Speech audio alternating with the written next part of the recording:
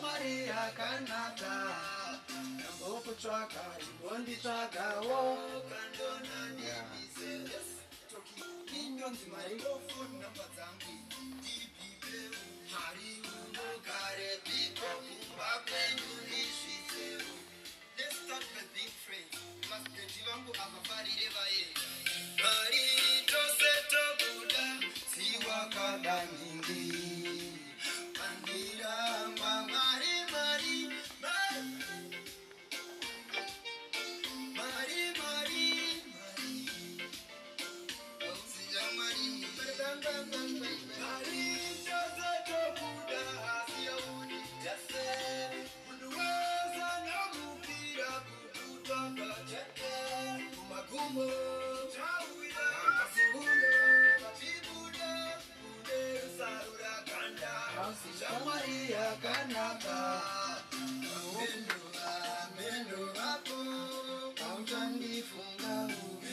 Ai, pana ruru ere baba.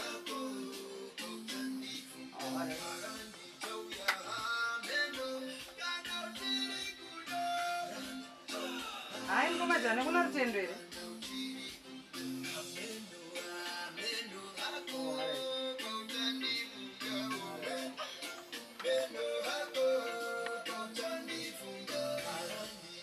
Aka ukamone papo nomuzora nzinozo yoma 20 past. Bye. And 9 minutes past 10 opening was it Radio Zimbabwe Chirongwa sangana ina vaimbi nasi tiri kukurukura nashumba atoke vibes ndiari mustudio akandokambokakoka ndinofarira panziyo dzako dzese dzandoziva ndokaridza pawairesi ndokaridza nyange mumota mangu ndini chingokaridza chete imbondudzoti pawakaimba nezvamari chicha chaitika andovungana nasanganawo nezvamuri kusangana nazvo musadaro shumba nokuti nziyo idzi zvadzinoita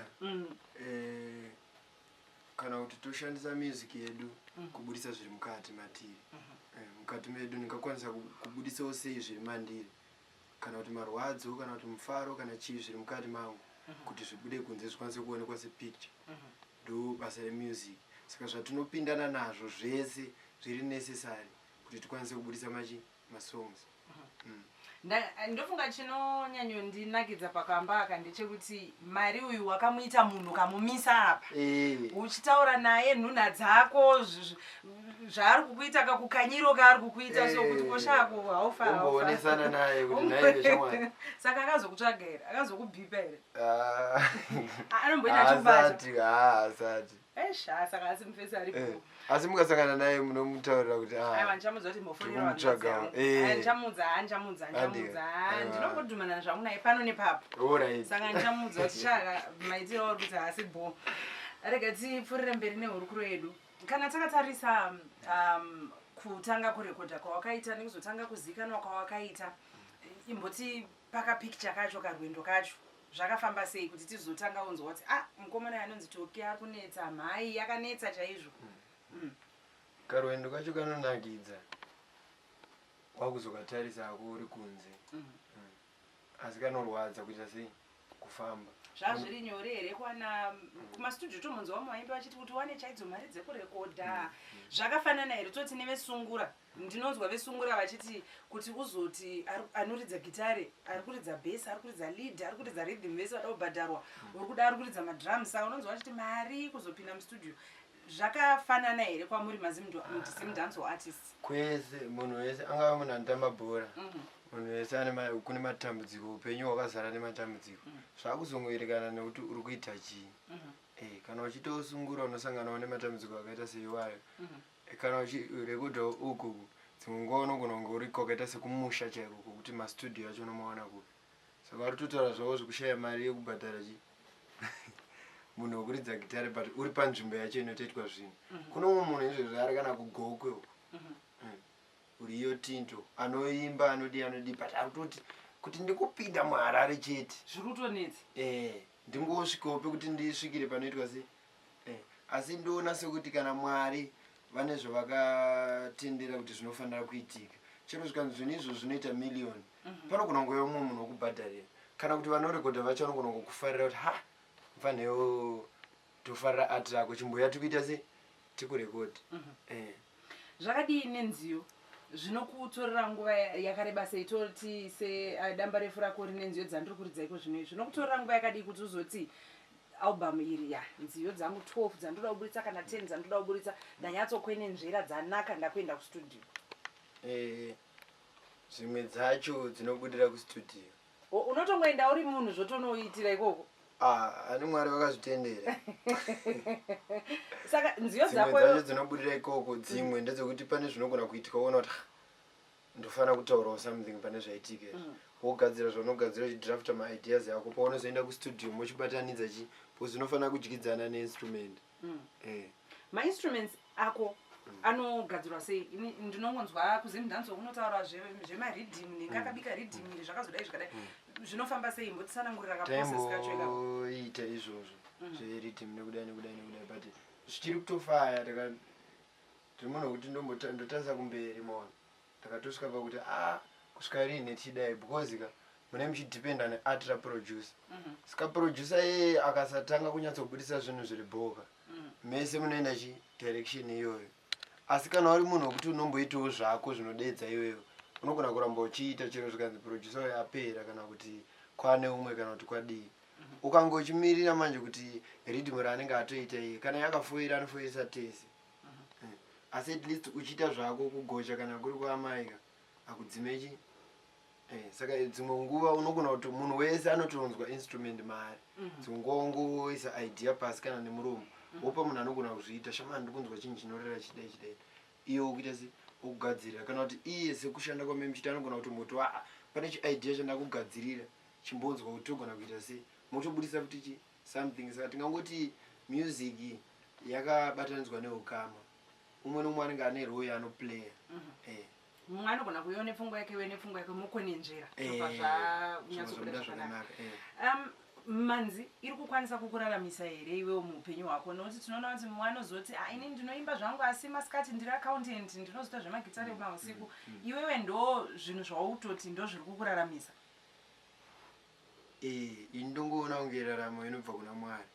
Saka muchiona chirezvo ndikada kutanga kutengesa matemba zvinogona kutofaya ndikada kutanga kuita zvevhimo zvinogona kuita se nenyaya yekuti Mwari vakandisika vanoziva kuti pamakore avakandipa kuti iwe uchararama makore akati ndichange ndichidyei kana vandigadzira nemuiri unofanira kudya kuti urarame zvekudya zvacho vanotoita se vanotoisa. Saka handina zvimwe zvinhu zvandomboita ndongoita music iyoyo asi zvepatable unongoona Mwari vaita se vachiprovide. Zvakadii makolabhu? Pane muteerera anga achitoti imbobvunza itoki nezvekambo kakaita kane choral kaikai. Une vaimbi vakawanda zvakadii wawati waita makolabhu navo chii chinokusunda kuti aka kandoda kuti ndimbobatana naSiselsi tiite kambo kakadai so? Ngongoti ndaisatonyanyozvifarira zvemakolabhu hatitonyanyozvifarira zvekuita se zvekudaro nokuda kwokuti dzimwe nguva unotoona kuti sevaimbi pamwe pacho munogona kutozokanganisa ukama nekuda kutiraya kuubatanidza wototi patina Siselsi patava tichiri kure nakure paya zvaitowanani izvo tinenge takunyanya kushaishirana mbosi tanyanyoenda chi. Asi kuti pane imwe nguva unozongosvika izvo zvemaideas zvatachitaura producer anogona kuti shamari ndikufunga kuti iwo nezvaunoita zvezvo ukadai nananenge pane chinoita se chinobuda iwoona kuti but umwe wangu wandiri kubata naye chaita kuti adaro chii rega timboita se tizame zvakaita seyaya yatakaita nekubata kwashe vakatoita album ravo vakapedza asi kuti munhu aivarekodha mukoma wangu anonzi Asubu ndiye akabva ati ndaifunga kuti pane yavari kuita ndogona kuvaitira madrums anenge edhanso iwo woita zvaunoita ipapo ndikatoonawo pasina chakaita se chakaipa sanika nevarume pakuti mune ndofunga kana mwese mune background yakaita ichitendero zvinosiyana mabatirano amunozoita sanika zvinoita kana nevamwe asi zvakaita sevaya hatakaenjoya zvese kusvika pakuita vhidhiyo nanhasi tinonzwa kufara nebasa atakabata makolabo ataita akawandisa asi mamwe ndekuti unofarira wapedza mamwe unototi apachicha ndisina kuita alright ngasimbotaura nyaya yemavideos ndinoona mavideos ako zvakanyanya payoutube imboti tsanangurira nyaya dzekugadzirwa kwemavideos nondikuona kuti maartists emazuva ano masiyana nevekare muri kukoshesa mavideos nyaya yekukoshesa mavideos zvayakaita pakamboya muimbi wekujamaica ainzi Kalado saka Kalado ndakakwanisa kunge ndiri padhuze naye achiita mageto tour ndichamuratidza kuti ndoku haifiridzi kukupi kupi ndaimubvunza manje kuti ko mudhara imimba munozonzi maenda kunoimba kuGermany chii chikuitika akati vamwana vatombonzwe patwa yatinoimba yaya but tinoita mavideos saka video inoita kuti munhu asinganzwe language akwanise kuunderstand kana achiona ndo zvakangonditaurira kubva ipapo ndakabva ndatanga kungoti but tofana kuita chi mavideos asi nekuda kwokudaro unongoona kuti Mwari vanoramba vachingozarura kwakanangana ikoko everyday unosangana nemunhu munyuwana anoshuta video achitoti da kuti timboshanda tese zvokuti unoona kuti hazvisi kuguma zviri kungoramba zvichienda asi akanyanya kunangana nekuti munhu asinganzwisise mutauro kana kuti asiri kunzwisisa zvinoreva song akaona papicture anogona kunzwisisa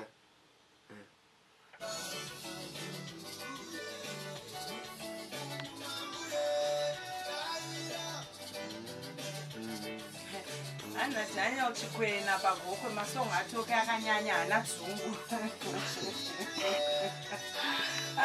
vanenge vachiona anzi magona panatushirapo yakabikwa songo ino ndifungidza bhebhe rangu right hanzi aitete elsitoke akanyanya ridzaigara ndichauya ndiweini kurutenga